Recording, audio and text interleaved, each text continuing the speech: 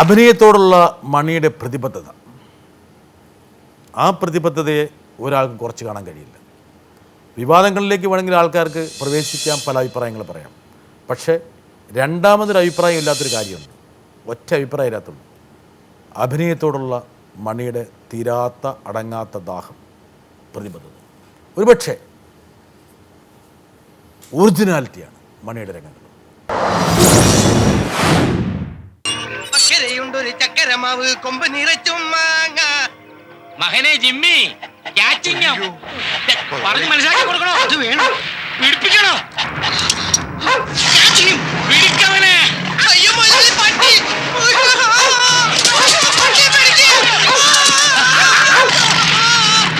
കുട്ടനെ കടിക്കും, പട്ടി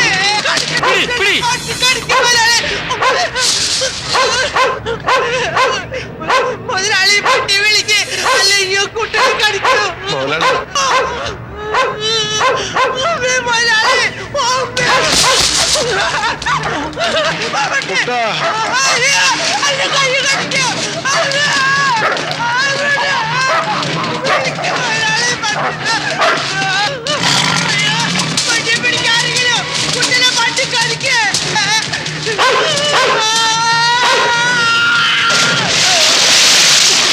ഈ പട്ടി എന്നെ ഓടിച്ചിട്ട് പട്ടിക്ക് കലി മൂത്തിട്ട് ഞാൻ മരത്തിൻ്റെ മുകളിലേക്ക് ഒറിജിനലായിട്ട് കയറുന്ന സീൻ ഉണ്ടായിരുന്നു. ഈ കിണറ്റിൽ ചാടിയിട്ട് എന്നെ അന്ന് പാമ്പ് കടിക്കുകയും ചെയ്തു. ഇത് ആ സീനിലുള്ളതല്ല, ഈ പട്ടിയിൽ നിന്ന് രക്ഷപ്പെടാൻ വേണ്ടിയിട്ട് ഞാൻ എടുത്ത് ചാടിയത്. ഞാൻ ഈ കിണറ്റിലേക്കുള്ള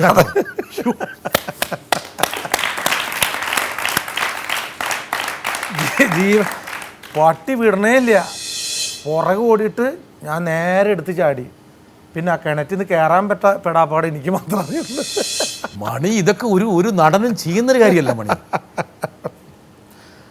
പട്ടിക്ക് അറിയോ കലാമണിയാന്ന്? പട്ടിക്ക് അല്ലെങ്കിൽ പ്രണയം മൂത്തിട്ടായിരിക്കും. ശരിയായിരിക്കും, എൻ്റെ ചില പ്രവണതൊക്കെ കണ്ടിട്ടായിരിക്കും പട്ടിയുടെയൊക്കെ പല മിമിക്രിയിലും കളിയാക്കിയിട്ടുണ്ടായിരിക്കും. ഇങ്ങനെയുള്ള ചില ആൾക്കാരാണ് ചെയ്തുകൊണ്ടിരിക്കുന്നത്. പക്ഷേ ഇവരെ കടിച്ചില്ലേ, അതുപോലെയാണ് മണി ചെയ്തുകൊണ്ടിരിക്കുന്നത്. അങ്ങനെ ചെയ്യണ്ടായിരിക്കും. ചില പത്രക്കാരും ചില പോലീസുകാരെല്ലാം കൂടിയിട്ട് മണിയെ ഇതുപോലെ പോലീസുകാരും ഒന്നും ഞാൻ പറയുന്നില്ല, ചില പത്രക്കാർ. ഞാൻ ഇതിനെ പറ്റി പറഞ്ഞാൽ മണിയുടെ ഈ പറഞ്ഞ അഭിനയത്തോടുള്ള ഈ അടങ്ങാത്ത പ്രതിബദ്ധത, ഇതുപോലെ ഒരു അഭിനയം കാഴ്ചവെക്കാൻ വേണ്ടി അല്ലെങ്കിൽ ഇതുപോലൊരു രംഗത്ത് പ്രത്യക്ഷപ്പെടാൻ വേണ്ടി ഒരു നടനും തയ്യാറാകില്ല. ഞാൻ പറഞ്ഞ ഈ വാസന്തി ലക്ഷ്മിയോ അല്ലെങ്കിൽ കരിമാരിക്കൂട്ടനോ ഒന്നല്ല അഭിനയിച്ചത്. ആകാശത്തിലെ പറവെന്ന് പറഞ്ഞ പടമുണ്ട്, അതിലാണ് അഭിനയിച്ചത്. ഞാൻ ശരിക്കും അഭിനയിച്ച പടം അതാ, നന്നായിട്ട് അഭിനയിച്ചത്.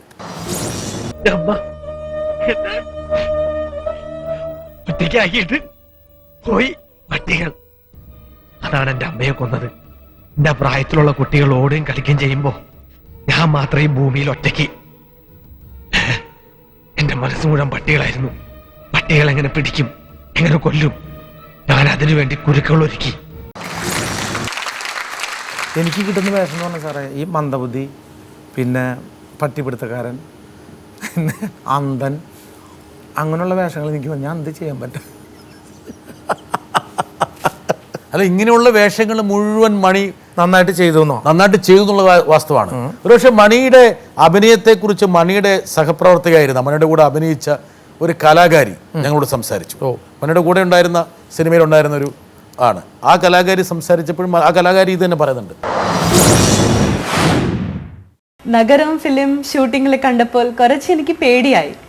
പിന്നെ ഹീറോയിനായിട്ട് അഭിനയിക്കുന്ന സമയം ഞാൻ മനസ്സിലാക്കി, മണിച്ചേട്ടൻ മനസ്സ് എന്താണെന്ന് മനസ്സിലാക്കി. അപ്പോൾ ആ പേടി പോയി. പക്ഷെ ഒരു വില്ലൻ ക്യാരക്ടർ ചെയ്യുമ്പോൾ സത്യമായിട്ട് പറയുന്നു, ഒരു റിയൽ വില്ലൻ ഇങ്ങനെ പുറത്തിങ്ങനെ ഉണ്ടാവും എന്ന ഒരു ഫീലിംഗ് വരും. സത്യത്തിൽ മണിച്ചേട്ടൻ സ്വന്തം ജീവിതത്തിൽ ഇതുപോലെ വില്ലൻ ക്യാരക്ടറാണോ ഇല്ലെങ്കിൽ പാവം ക്യാരക്ടറാണോ? മണി ഇത്ര മനോഹരമായിട്ട് വില്ലനെ അങ്ങോട്ട് മറ്റേ സ്ക്രീനിൽ അവതരിപ്പിക്കുന്ന കാണുമ്പോൾ കുറച്ച് വില്ലത്തരം. അല്ല, ഞാൻ അതുകൊണ്ട് ഞാൻ സാറിൻ്റെ അടുത്ത് നേരത്തെ പറഞ്ഞൊരു കഥ പറഞ്ഞു വന്നത്. വിനയ് സാറിൻ്റെ 3 പടങ്ങൾ അഭിനയിച്ച് കഴിഞ്ഞ ശേഷം പിന്നെ ഞാൻ രാക്ഷസ രാജാവ് എന്ന് പറഞ്ഞ പടത്തിൽ ആലുവയിൽ കൊലക്കേസിലെ ആന്റണി എന്ന് പറഞ്ഞ ആള് കുട്ടികളെ കുത്തികൊല്ലേ ചെയ്തില്ലേ? അതിനുശേഷമാണ് എൻ്റെ കയ്യിൽ നിന്ന് കോമഡി എന്ന് പറഞ്ഞ വേഷം പോയത്. ഞാൻ പറയുന്നു ഇപ്പം സാറ് എത്ര ഇത് അഭിനയിച്ച് കാണിച്ചു തരാൻ പറഞ്ഞാൽ ഞാൻ കാണിച്ചു തരാം. ഞാൻ അത് നമ്മുടെ ജീവിതമാണ്, അന്നമാണ്. ഏതൊക്കെ ചെയ്യണമെന്ന് പറഞ്ഞാൽ ഞാൻ കാണിച്ചു തരാം. ഇതെൻ്റെ ജോലിയില്ലേ, ഞാൻ എന്ത് ചെയ്യാൻ പറ്റുക? ഞാൻ വില്ലനാണോ?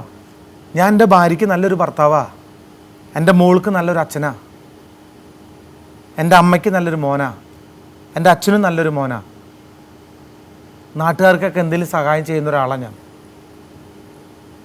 പിന്നെ ആരാ എന്നെ വില്ലനാക്കിയത്?